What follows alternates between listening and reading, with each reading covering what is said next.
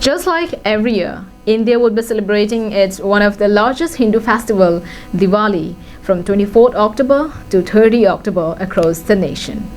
Likewise, the headquarters of Karbi Anglong Diphu is also gearing up with the preparation to celebrate the Festival of Lights at the town.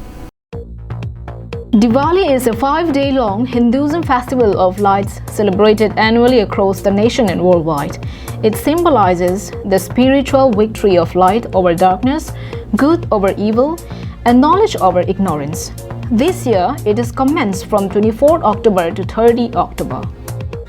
Likewise, the headquarters of Karbi Anglong, Diphu is also gearing up with the preparation to celebrate the Festival of Lights at the town.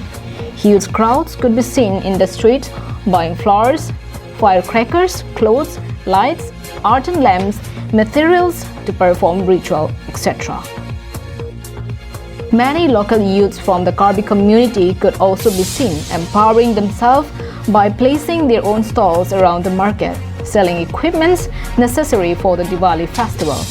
Gautam Timung is also one of the youth among many who set up his stall selling festival equipments.